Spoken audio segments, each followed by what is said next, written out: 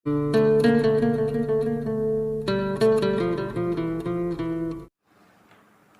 Students, welcome to our YouTube channel Broken Bondage. और आज हम करने जा रहे हैं 10th क्लास की इंग्लिश बुक का 7th लेसन, जिसका टाइटल है ग्लिम्स ऑफ इंडिया। ठीक है, भारत की झलक।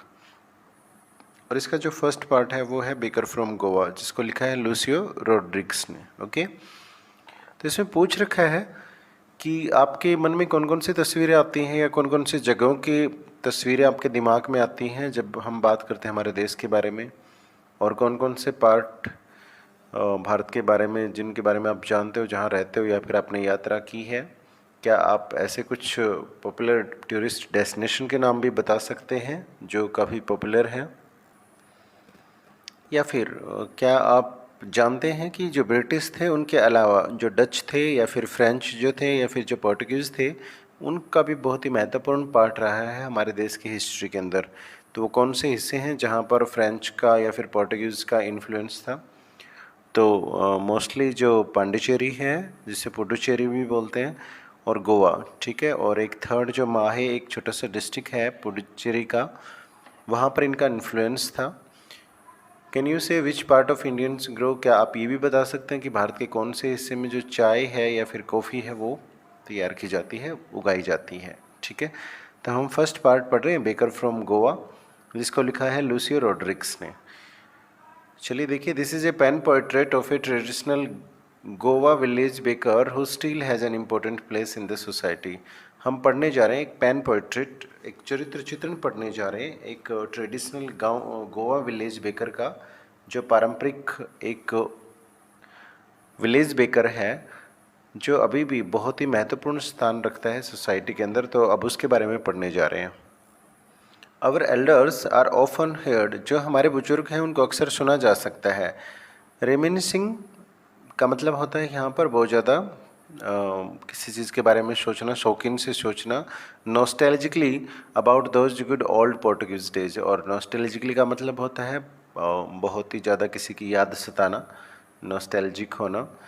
तो बहुत ही ज़्यादा शौक़ के साथ में उनको सुना जा सकता है बातें करते हुए, किसके बारे में, जो अच्छे पुराने दिन थे पोर्टुगीज़ के, पुर्तगालियों वाले दिनों के बारे में सुना जा सकता है। द पोर्टुगीज़, पुर्तगाली के बारे में बातें करते हुए सुना जा सकता है उनको। And their famous loaves of bread, और जो उनकी पाव रोटियां हुआ करती थी प्रसिद्ध, उनके बारे में उन बूढ़े लोगों को बात करते हुए सुना जा सकता है। Those eaters of loaves might have vanished, वो जो शौकीन थे रोटियों वाले, रोटी खाने वाले, जो पाव रोटी जिनको बहुत अच्छी लगती थी, वो तो शायद हमारी सोसाइटी से वैनिश हो चुके हैं, वो ख़त्म हो चुके हैं। But the makers are still there, पर जो बनाने वाले हैं वो अब भी हमारी सोसाइटी में मौजूद हैं। We still have amongst us the mixers, the moulders and those who bake the loaves, वो अब भी हमारे बीच में है। मिक्सर्स का मतलब होता है जो मिश्रण करने वाले होते हैं, आटा तैयार करने वाले होते हैं। मोल्डर्स जो सांचे में ढालते हैं उन पाव रोटियों को। And those who bake the loaves, और वो जो बेक करते हैं, उन रोटियों को पकाते हैं।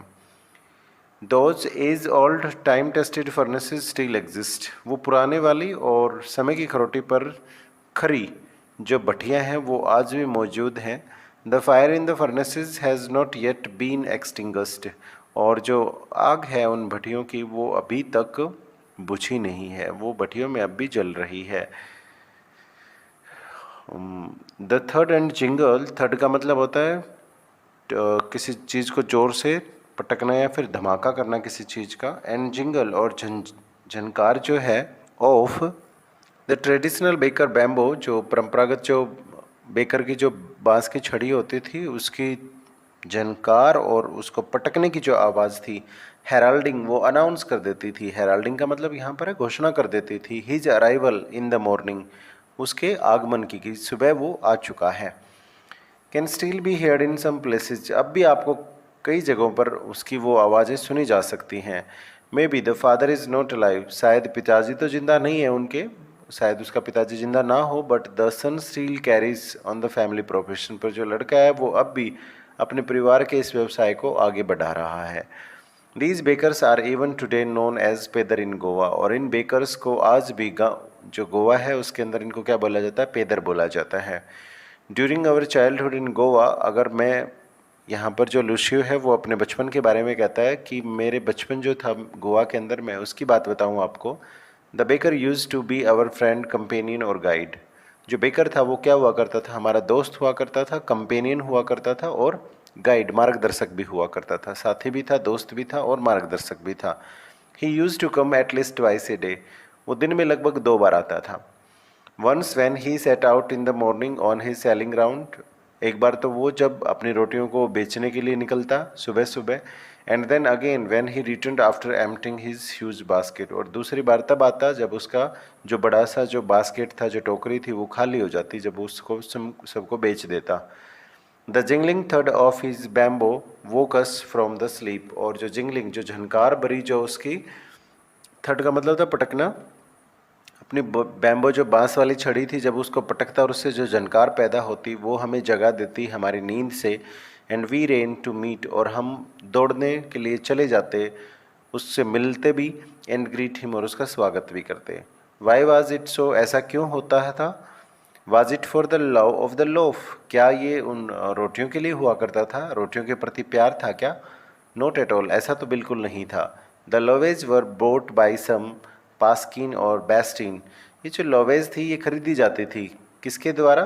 कोई पैस्किन या फिर बेस्टिन के नाम से मेड सर्वेंट हुआ करती थी, नौकरानी हुआ करती थी ऑफ द हाउस, घर की। उसके द्वारा वो रोटियां खरीदी जाती थी।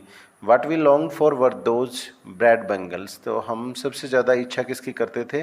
उन ब्रेड बैंगल्स की, जो पावरोटी के जो गजरे हुआ करते थे उनको बहुत ज़्यादा हम पसंद करते थे। विच वी चूज केयरफुली, जिनको हम बड़ी सावधानी पूर्वक क्या करते? उनका चुनाव करते। Sometime it was sweet bread of special make. कभी कभार तो ये मीठी रोटी हो जाती जो विशेष तौर से तैयार की जाती थी। The baker made his musical entry on the scene with the jhang jhang sound of his specially made bamboo stuff.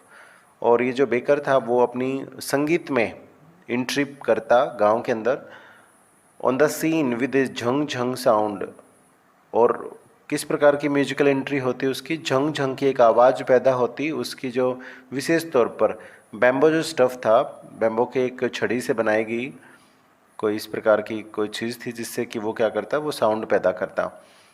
One hand spotted the basket on his head. एक हाथ तो उसका टोकरी के ऊपर होता ताकि जो टोकरी है उसके सिर से गिरे ना। And other bang the bamboo on the ground. और दूसरा हाथ क्या करता? उस बैम्बो स्टिक को, बांस की छड़ी को जोर से ज़मीन के ऊपर पटकता जिससे वो आवाज़ पैदा होती। He would greet the lady of the house with good morning.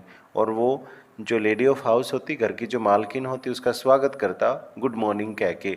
And then place his basket on the vertical bamboo. और तब अपनी उस टोकरी को एक वर्टिकल जो बैम्बो होती थी, ऊपर से नीचे वाली जो बैम्बो होती थी उसके ऊपर रख देता। We kids would be pushed aside with a mild rebuke. और हम लड़कों को क्या कर दिया जाता? छोटे बच्चों को हल्के से धमका कर और थोड़ा सा हटा दिया जाता उनको। And the loaves would be deliver to the servant. और जो रोटियां होती, पाव रोटियां होती, वो डिलीवर कर दी जाती, दे दी जाती नौकर को। But we would not give up. पर हम भी हार मानने वाले नहीं होते। We would climb a bench or a parapet and peep into the basket somehow. किसी न किसी प्रकार से या तो हम बेंच पर चढ़ जाते या फिर मुंडेर पर चढ़ जाते और झांकने लग जाते बास्केट के अंदर। I can still recall the typical fragrance of those loaves. यहाँ पर जो राइटर है वो कहता है कि मुझे आज भी याद है वो विशेष सुगंध उन रोटियों की। Loaves for the elders and bangles for the childrens. बड़े लोगों के लिए तो लॉवेल्स होती, पावरोटियाँ होती, और छोटे बच्चों के लिए वो बैंगल्स, चूड़ियाँ या फिर गजरे होते। Then we did not even care to brush our teeth और वॉश अवर माउथ प्रॉपरली। और हमें परवाह भी नहीं होती अपने दांतों को ब्रश करने की और अपना मुंह साफ करने की या मुंह धोने की अच्छी प्रकार से। And why should we? और हमें करना भी क्यों चाहिए था? Who would take trouble of plucking the mango leaf for the toothbrush. और मुसीबत भी कौन उठाता कि आम की पत्तियां तोड़ी जाएं और उनसे क्या की जाए? टूथब्रश की जाए। And why was it necessary at all? और ये कोई ज़रूरी भी था नहीं शायद। The tiger never brushed his teeth. क्योंकि जो बाघ होते हैं वो कभी भी अपने दांतों को ब्रश नहीं करते। Hot T could wash and clean up everything so nicely after all. क्योंकि जो गर्म चाय है वो दांतों को अच्छे से साफ कर देती है, बहुत ही अच्छे प्रकार से कुल मिलाकर। Marriage gift are meaningless without the sweet bread known as the bol. और जो विवाह के जो उपहार हुआ करते थे, तो एक ऐसी स्वीट ब्रेड, मीठी रोटी, जिसको क्या बोला जाता था, बोल बोला जाता था, उसके बिना ये सारे के सारे उपहार क्या होते, अर्थहीन होते, मीनिंगलेस होते। Just as a party or a feast loses its charms without bread. जिस प्रकार से कोई या तो दावत हो, पार्टी वगैरह हो, या फिर और कोई, जैसे कि फिस्ट हो, कोई त्यौहार वगैरह हो, तो वो अपना क्या कर देते थे, चाम खो देते थे। चाम का मतलब होता है अपनी शान खो देते थे, किसके बिना, आकर्षण खो देते थे बिना रोटी के। Not enough can be said to show how important a baker can be for a village. और ये कहना ज़्यादा नहीं होगा, ये दिखाने के लिए कि जो बेकर होता था वो गांव के लिए कितना महत्वपूर्ण हो सकता था। The lady of the house, और जो घर की मालकिन होती, वो मस्ट प्रिपेयर, उसके लिए ज़रूरी था तैयार करना, सैंडविचेज। सैंडविच किसके ऊपर, on the occasion of a daughter's engagement, जब उसकी लड़की की क्या होती, इंगेजमेंट होती, सगाई होती तब। केक एंड बॉलिन हाउस are a must for Christmas as well as other festivals. और जो केक वगैरह होते थे या फिर बॉलिन हाउस जो होते थे, वो बहुत ही ज़रूरी होते थे क्रिसमस के ऊपर और दूसरे इस प्रकार के त्योहारों के ऊपर। 10 the presence of the baker furnace in the village is absolutely essential. इसलिए बेकर की भट्ठी की मौजूदगी गांव में बहुत ही ज़्यादा जरूरी हुआ करती थी, आवश्यक है उसके लिए। The baker or bread seller of those days had a peculiar dress known as कबाई। और जो बेकर या ब्रेड सेलर हुआ करते थे उन दिनों में, वो एक विशेष ड्रेस पहना करते थे, जिसको क्या बोला जाता था, कबाई बोला जाता था। It was a single piece long frock. और ये क्या होता था, एक सिंगल पीस का लंबा सा एक फ्रॉक टाइप में कपड़ा होता था, जो उसके घुटनों तक पहुंचता था, reaching down to the knees. In our childhood, और हमारे बचपन में, वी सा बेकर, हमने देखा है बेकर को पहने हुए ए शर्ट एंड ट्राउजर्स, एक कमीज और उसके नीचे पतलून, which were shorter than full length one and longer than half pant. और वो जो फुल लेंथ की जो पैंट होती है उससे तो वो छोटी होती, पर जो हाफ पैंट होती है उससे वो थोड़ी सी लंबी होती, मतलब घुटनों से थोड़ा सा नीचे तक।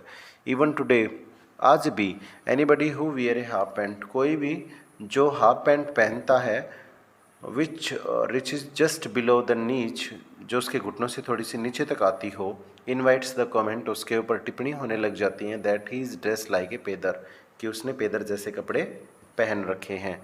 The baker usually collect his bill at the end of the month. और जो बेकर हुआ करता था वो अपना बिल, जो पावरोटियों का जो बिल होता, वो महीने के आखिर में कलेक्ट करता। Monthly accounts used to be recorded on some wall in pencil. और जो महीने का जो रिकॉर्ड होता, अकाउंट जो होता, लेखा जोखा होता, वो किसी दीवार पर पेंसिल से लिख दिया जाता। Baking was Indeed A profitable profession in old age. उन पुराने दिनों में जो बेकिंग का जो व्यवसाय था वो काफ़ी मुनाफे वाला था। The baker and his family never starved. जो बेकर हुआ करता था और उसका जो परिवार था वो कभी भूखा नहीं मरता था। He, his family and his servants always looked happy and prosperous. वो खुद और उसका परिवार और उसके जो नौकर हुआ करते थे वो काफ़ी खुश दिखाई देते थे और काफ़ी समृद्ध दिखाई देते थे। Their plump physique was an open testimony of this. क्योंकि उनका जो गोल मटोल जो शारीरिक संगठन होता, शारीरिक जो बनावट होती, वो एक खुला प्रमाण था ये दिखाने के लिए। Even today any person with a jackfruit like physical appearance is easily compare to a baker. और आज भी जो कोई इंसान कटहल जैसे शारीरिक संरचना वाला हो तो उसे आसानी से उसकी तुलना की जा सकती है, किसके साथ में, बेकर के साथ में।